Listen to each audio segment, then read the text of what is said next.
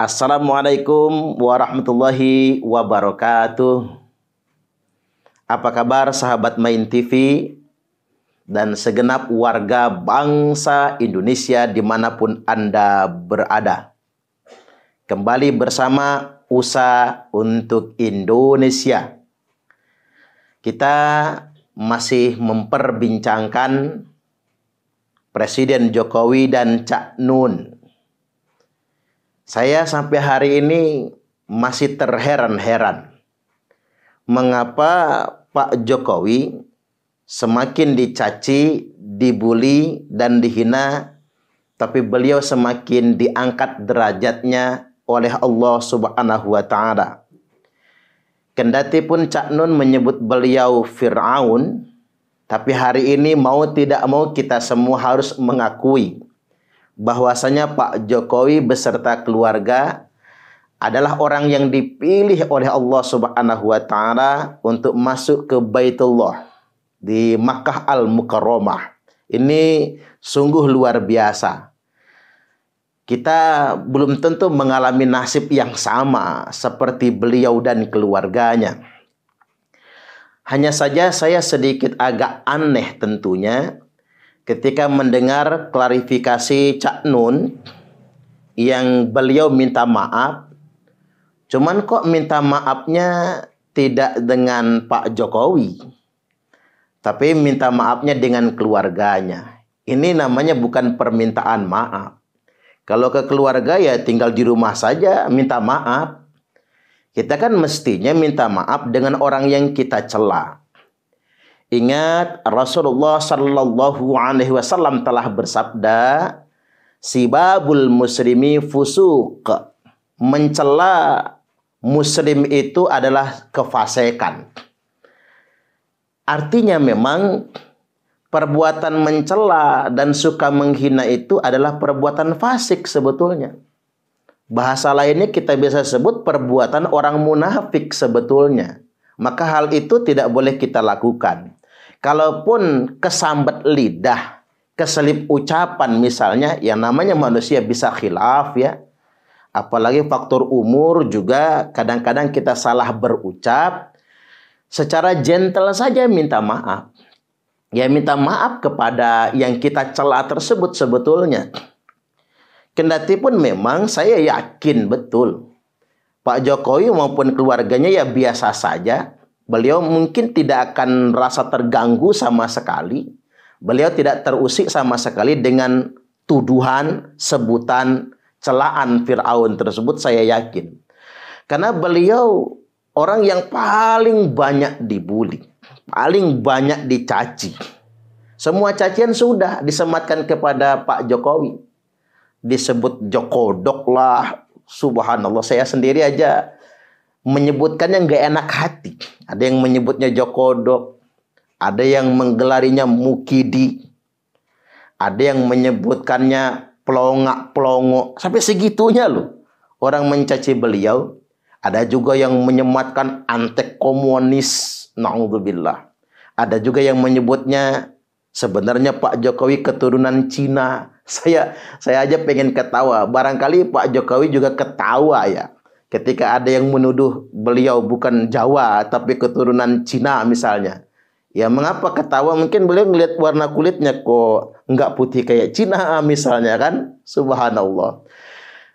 Banyak sekali bulian-bulian, cacian dan tuduhan yang diarahkan kepada beliau. Tapi beliau biasa saja. Malah semakin mulia. Ini apa sebabnya? Inilah rumus Al-Quran. Allah Subhanahu wa Ta'ala telah berfirman, A'udzu billahi minasyaitonir rajim. Ya ayyuhalladzina amanu la yaskhar qaumun min qaumin asa ayyakunu khairam minhum. Kalau bahasa kitanya, wahai orang-orang yang beriman, janganlah suatu kaum membuli kaum yang lain, mencela kaum yang lain atau menghina, karena boleh jadi orang yang dihina, orang yang dicela itu lebih baik daripada yang mencela. Makanya kalau berdasarkan logika ayat ini, tentunya Pak Jokowi jauh lebih mulia dari orang-orang yang suka mencelanya dan menyematkan lakop-lakop, gelar-gelar yang tak baik kepada beliau. Ini rumus Al-Quran sebetulnya. Makanya ada logika yang sederhana. Semakin banyak kita dicela, semakin diangkat derajatnya. Bahkan barangkali kalau pengen jadi presiden harus siap dicela, harus banyak dicela terlebih dahulu.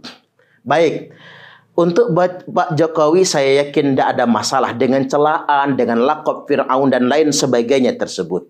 Hanya saja sebagai bangsa yang beradab, kita harus betul-betul menjaga ucapan, terutama public figure, tokoh masyarakat yang dikedepankan, yang setiap katanya didengarkan, bahkan bisa diikuti oleh jamaahnya atau masyarakat pada umumnya. Hati-hati dalam berucap. Hendaklah kita punya konsistensi. Ketika kita berbuat salah, ya apa salahnya minta maaf kan? Gentle minta maaf. Apa iya kalau orang minta maaf kemudian jadi hina? Ya tidak juga. Manusia memang tempatnya salah dan lupa. Secara gentle ngaku minta maaf, ngaku bersalah. Karena ini merupakan penghinaan, cacian, bulian kepada sesama makhluk Allah Subhanahu wa taala. Makanya Imam Nawawi rahimahullah menukil orang yang mengucapkan kalimat celaan, lakop-lakop, gelar-gelar yang tidak disukai itu boleh dita'zir, boleh ditegakkan hukum pidana kepadanya. Tersebut dalam kitab Al-Adhkar karya Imam Nawawi. Wa minal alfazil mujibati li ta'ziri qauluhu li ghairihi. Di antara lafaz-lafaz, ucapan lakop-lakop yang wajib ditegakkan pidana atau dijatuhkan pidana kepadanya adalah qauluhu li ghairihi, ucapannya, perkataannya kepada orang lain. Di antaranya apa? Ya kafir. Menyapa orang lain dengan panggilan wahai kafir. Ya fasik, menyapa wahai fasik, wahai munafik. Sapaan langsung, gelar langsung yang kita lekatkan, kita sematkan kepada orang lain. Ya fajir, wahai pendosa, dan lain sebagainya. Termasuk juga nama-nama hewan. Ya kalb, wahai anjing misalnya, wahai babi, dan lain sebagainya. Orang yang mengucapkan celaan tersebut, maka menurut hukum Islam sebetulnya sebaiknya dipidana. Ini catatan pertama. Catatan yang kedua, kita ini kan tidak sekedar menghina orang lain, tapi ini menghina kepala negara loh. Ini yang sedang dihina, ini kepala negara. Ini akan jauh lebih berat konsekuensi hukumnya menurut agama. Rasulullah sallallahu alaihi wasallam telah bersabda, "Man ahana sultana ahanahullah." Barang siapa yang menghina sultan, menghina kepala negara, ahanahullah, maka otomatis suatu hari nanti tunggu saja. Ini tinggal tunggu saja. Dia pasti akan dihinakan oleh Allah Subhanahu wa taala. Ini rumus hadis loh. Ketika kita menghina sultan, menghina kepala negara, maka konsekuensi yang akan didapat, entah gimana caranya, suatu hari nanti dia akan dihinakan oleh Allah Ta'ala. Makanya daripada menghina, lebih baik segera minta maaf lah. Karena itu lebih baik.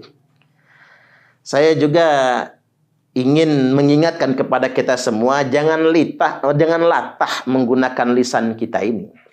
Latah menggunakan lisan, kemudian menyebar celaan, menyebar ujaran kebencian, fitnah, dan lain sebagainya. Karena begini, atadruna manil muflis. Ketika Nabi bertanya, tahukah engkau siapa orang yang bangkrut itu? Ketika Nabi bicara tentang orang yang bangkrut, mereka adalah rajulun min ummati. Mereka adalah laki-laki di tengah-tengah umatku, kata Nabi, yang dia sholat, dia puasa, dia beribadah. Dia datang pada hari kiamat nanti dengan semua ibadahnya, tapi lisannya suka mencela. Lisannya suka menyebar gibah, hoax, berita bohong, menyebar fitnah dan provokasi. Termasuk provokasi yang mengatasnamakan agama. Lisannya sangat jahat sekali. Maka semua orang yang dizoliminya, yang dizolimi dalam konteks ini bukan hanya orang yang dicelanya tentunya kan, tapi orang-orang yang menerima akibat atau dampak dari celaan tersebut. Saya ambil contoh sederhana. Ini kan zaman medsos, apa-apa bisa diviralkan. Satu berita bohong yang kita sebarkan bisa jutaan orang yang menjadi korban. Sekali kita mencela, begitu diviralkan, begitu jutaan orang yang sakit hati gara-gara celaan tersebut. Bukan cuma Pak Jokowi yang sakit kan ketika dicela, pendukungnya akan ikut sakit semua. Oke, Pak Jokowi nerima ketika dicela, tapi pendukungnya, rakyatnya tak terima presidennya dicela sedemikian rupa. Nah, hati-hati. Semua orang-orang yang pernah disakiti oleh lisannya itu akan didatangkan pada hari kiamat nanti untuk mengambil semua pahala kebaikannya. Ambil pahala sholatnya, puasanya, hajinya sampai habis semuanya. Tapi yang ngantri masih banyak. Kata yang ngantri, ya Allah, kami ngambil apa lagi tuh? Pahala si fulan ini sudah habis. Ya sudah, kata Allah, karena pahala fulan sudah habis, kalian ambil dosa-dosa kalian, berikan kepada dia. Pahala habis, dosa numpuk. Itulah yang disebut dengan orang yang bangkrut. Hati-hati dengan celaan, hati-hati dengan hinaan, termasuk bahaya lisan. Saya juga ingin mengingatkan di bagian akhir bahwasanya sebentar lagi jelang tahun politik yang semakin memanas jelang 2024 ini, kita boleh berbeda pilihan, tapi ingat, jangan menyebar hoax berita bohong, jangan menyebar ujaran kebencian, hinaan, celaan, termasuk yang dibalut dengan bahasa-bahasa agama. Karena yang demikian maksiat besar. La yadkhulul jannata namam. Karena takkan pernah masuk surga orang yang provokatif, tukang adu domba. Tetap setia di Main TV agar kita semua menjadi cerdas dan waras dari usaha Ustaz Suparman Abdul Karim untuk Indonesia. Wallahul muwaffiq ila aqwamit thoriq. Wassalamualaikum warahmatullahi wabarakatuh.